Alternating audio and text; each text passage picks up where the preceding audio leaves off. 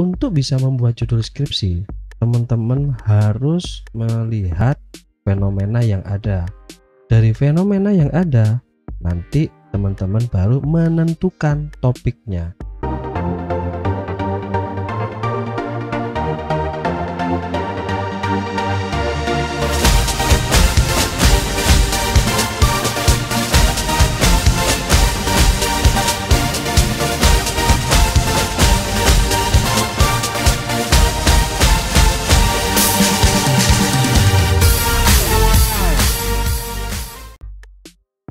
Di kelas sebelah lagi teman-teman, kali ini kita akan sharing bagaimana cara membuat judul skripsi ya teman-teman.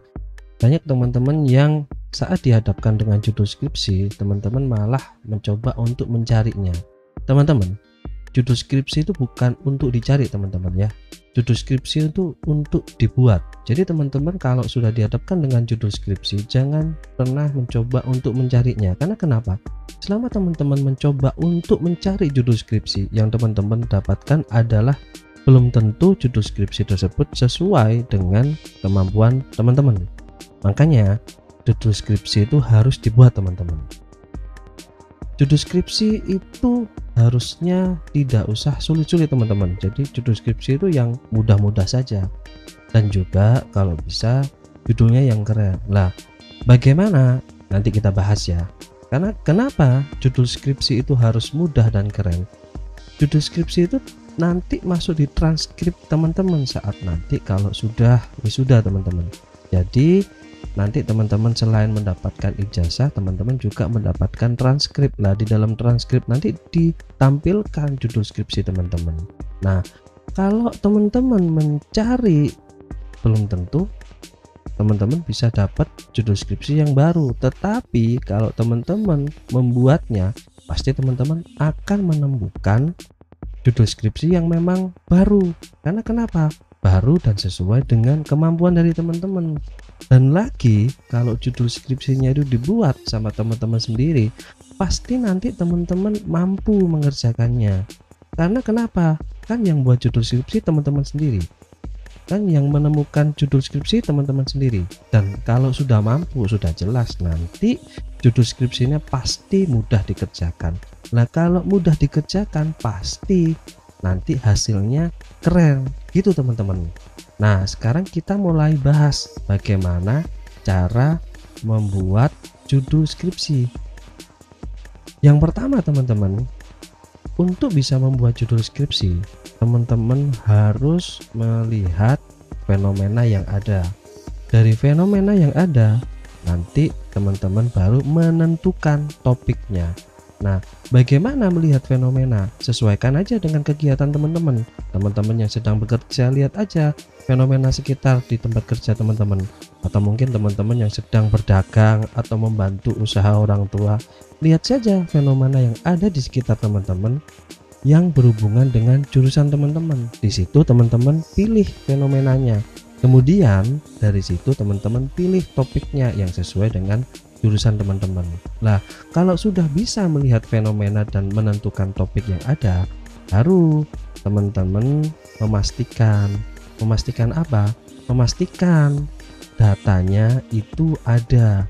Karena banyak dari teman-teman yang biasanya terkendala di tengah jalan. Kendala di tengah jalan bagaimana? Jadi teman-teman saat sudah memulai mengerjakan skripsi, yang terjadi adalah malah teman-teman berhenti di tengah jalan karena tidak bisa mendapatkan datanya.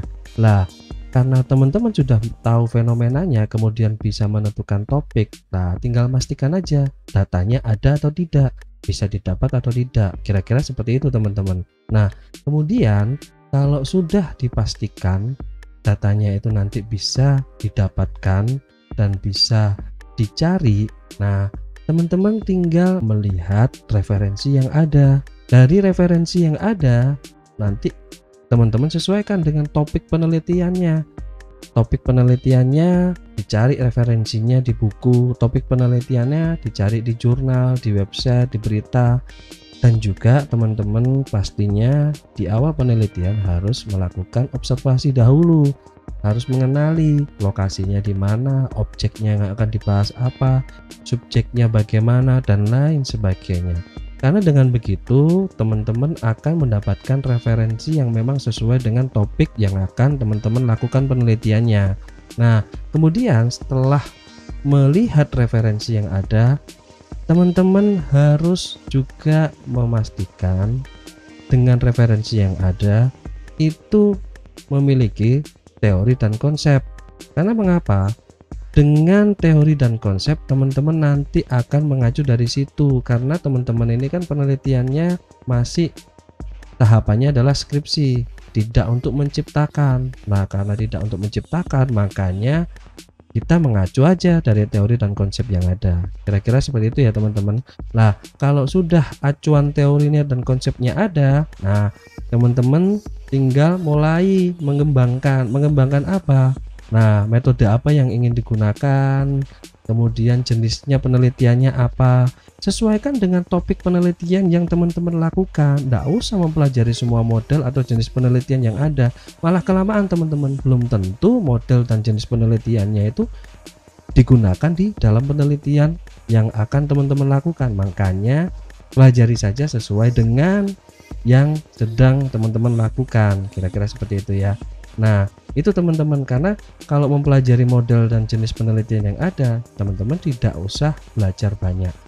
Setelah memahami semua modelnya, referensinya, topiknya, teorinya, konsepnya, nah teman-teman di sini tinggal memastikan hubungannya. Hubungan apa? Variabelnya sesuai, objeknya sesuai, waktunya sesuai, lokasinya sesuai, subjeknya sesuai. Sesuai dalam artian apa? Kan teman-teman melakukan penelitian itu kan harus sesuai, waktunya kapan, dilakukan di mana, itu harus jelas. Jangan sampai teman-teman melakukan penelitian kemudian penelitiannya itu tidak sesuai. Dan tentunya waktu teman-teman mau mengintegrasikan keterkaitannya antara variabel, objek dan lain sebagainya, setelah teman-teman memahami model, teori, konsep yang akan teman-teman gunakan.